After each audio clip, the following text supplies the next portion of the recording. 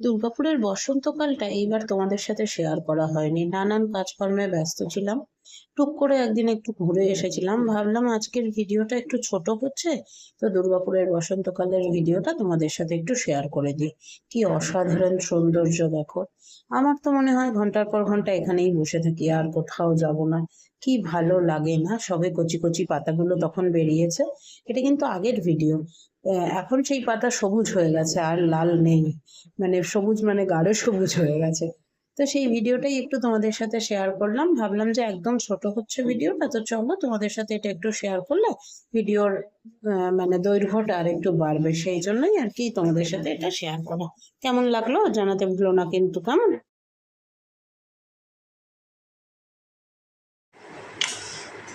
আজকে অনুর যেহেতু নীল ষষ্ঠীর উপোস, তাই পুজো কমপ্লিট করে এইগুলো দুপুরে লাঞ্চে নিয়েছে। এখানে আঙ্গুর আছে, এখানে টক দই আছে, এখানে দুটো মিষ্টি আছে, আর এখানে তরমুজ আছে। দুপুরের লাঞ্চ। আজকে লাঞ্চে আমার লাঞ্চ কি আর আছে, আমার লাঞ্চ আছে এখানে ঠান্ডা জল দিয়ে ভাত রাখা আছে, আর আছে আলু ভাজা আর অমলেট, পান্তা ভাত আর কি। আচার নেবো, লঙ্কা নেবো, পেঁয়াজ নেবো। উপোস করে আবার সারাদিন অফিস করাটা না খুব চাপের। এখন শরীর পুরো ছেড়ে দিয়েছে, মনে হচ্ছে একটু শুই। আর এখন শোবই, কারণ আজকে চাপও নেই, ডেলিভারিটা করে দিয়েছি, মানে কুরিয়ার করে দিয়েছি। তো এখন একটু শোবো, আগে জামা কাপড়টা ছেড়ে সন্ধেটা দেব, দিয়ে তারপর শোবো। ঘড়িতে সময় হয়েছে 6:30, বাইরে এখনো আলো আছে। গুড ইভিনিং সবাইকে।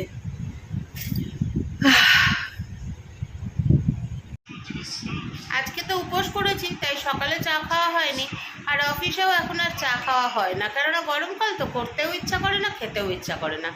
এখন কর্তামশাই এই যে খালি গায়ে আছে বলে বেশি দেখাচ্ছি না, তাড়াতাড়ি ফিরে গেছে। বললাম চা খাবে, বললো তুই যদি খাও খাবো। আমি প্রথমে ভেবেছিলাম সন্ধ্যেবেলা এসে খাবো, কিন্তু একা একা ইচ্ছে হলো না। তো এখন এই যে চা করে নিয়ে বসেছি। এই হচ্ছে যে ছোটোটা আমার, বড়োটা ও। চা করে নিয়ে বসেছি, এখন চাটা খাই, তারপরে রাতের খাওয়ার ব্যবস্থা করছি। আজকে নীল ষষ্ঠী গেছে, সেই তার দরুন অনু খাচ্ছে, দেখো ডালিয়া করেছে আর বেগুন ভাজা নিয়েছে। এটা আজকে ডিনারে খাচ্ছে, আর আমি খাচ্ছি যেটা আমার প্রিয়, সাবু, আঙ্গুর, কলা, দই আর প্রসাদের একটা সন্দেশ মাখা হয়েছে। বহুত দিন পর খাচ্ছি। চলো। গতকাল কিছু জিনিসপত্র কেনাকাটি করেছিলাম, ভিড়ের জন্য তো কুর্তি ফুর্তি কিছুই কিনতে পারিনি। পল্লবকে বললাম ওই কুর্তি অনলাইনে ভালো, কুর্তি বা চুড়িদার যাই নেবো অনলাইনে নেবো। তো অনলাইনে বুক করা আছে, ওটা হয়তো কালকে আসবে, আসলে তোমাদের দেখাবো। তার আগে দেখাই কালকে কী কী কিনলাম। এপ্রিল মাসটা আমাদের কাছে একটু স্পেশাল, তো সেই স্পেশাল দিনের জন্য, সেই দিনটা এখনো আসেনি, আসলে তোমরা জানতে পারবে। সেই স্পেশাল দিনের জন্য আমি ওকে গিফট করেছি এইটা। এটা হচ্ছে পারফিউম জাগুয়ার, এই পারফিউমটা ওকে আমি গিফট করেছি। তার সাথে নিজের জন্য নিয়েছি দুটো লিপস্টিক। যখনই লিপস্টিক কিনতে যাই, যেই শেডগুলো আছে ওই টাইপের শেডই পছন্দ হয়।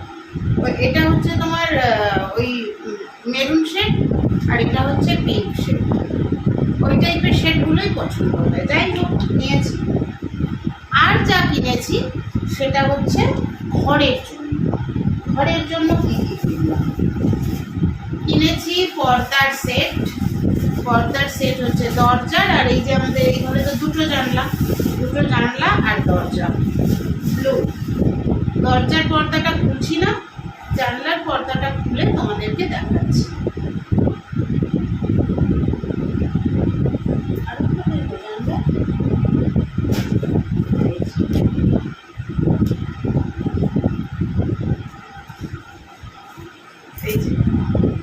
এইরকম ডিজাইন নিয়েছি, এবার ব্লু এর মধ্যে নিয়েছি। এবার আমাদের পয়লা বৈশাখের থিম হলো ব্লু, মানে এই বছরের থিম আমাদের ব্লু, মানে আগামী বছরের।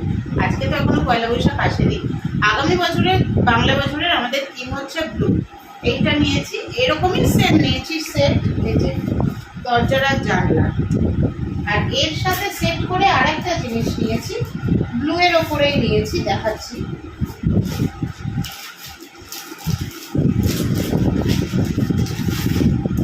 বিছানার চাদরের সেট।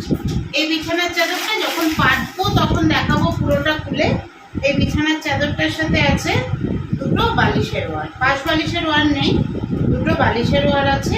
এই বিছানার চাদরটা, এটার দাম নিয়েছে হচ্ছে 450 টাকা। এটার দাম নিয়েছে 450 টাকা। এই ধরনের আমার একটা ছিল, মনে পড়ছে?